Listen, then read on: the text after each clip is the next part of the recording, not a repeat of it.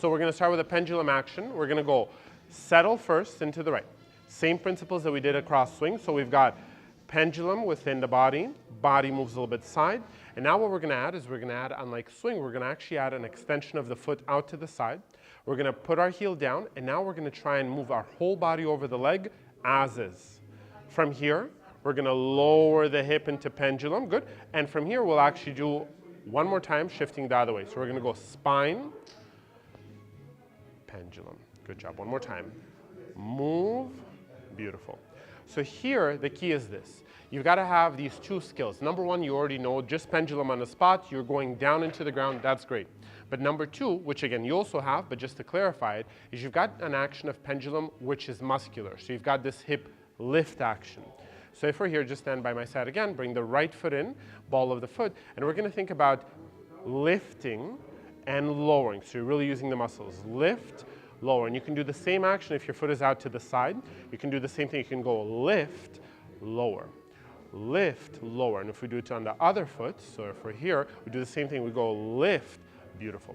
And so when we arrive to the side step, it's very important that we don't just go, we settle. We don't just go right away, boom, and we switch. We want to make sure we arrive from here, we settle, we extend the foot, we move the body, but we stay in this high lifted position as best as you can, and then you allow it to go. Yeah, again, creates a much more gooey, much more beautiful feeling. From here again, we settle, we move the spine over, we keep that lift, and allow, very nice. Again, we go move spine over, allow it to settle. Spine goes one way, E, very nice, over, E, one. So in addition to this, this is already perfect actually. Now let's do rotation. Again, same principle. And rotation is just kind of like this second component of that pendulum action. So you have move, you've got the compression through pendulum, and at the end of the compression, you can only do so much side. You're going to start rotating the thigh and the hip behind to create a diagonal in your body. So you're going to go rotate, rotate, rotate. And here, you think thigh opens, opens even more if you can. Good.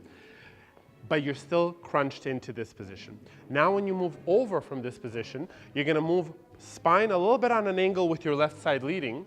Allow the pendulum to go forward and then around again, and we go to the other side. So we go over, forward, and around. Over, forward, and around. Keep the hip high, forward, and around. Beautiful. And again, what we're trying to do is create volume of movement. So keep the hip high. Now diagonal, yes. Then again, moving to the side, we go, hold it, settle more into this. Beautiful. So we've got that feeling of compression. Spine moves over to the foot. Keep this hip high, and then, much better. We go again. Keep this hip high, forward and around. Of course, we go E, hip high. A little bit too rushed, I would say for now. Hip high and hip high and look how good. Yes. Boom. Up. E. Up. How does it look? Slow and quick body. Quick. Don't rush it. Settle. Slow and quick and slow and boom, body, boom, and boom. Hold it.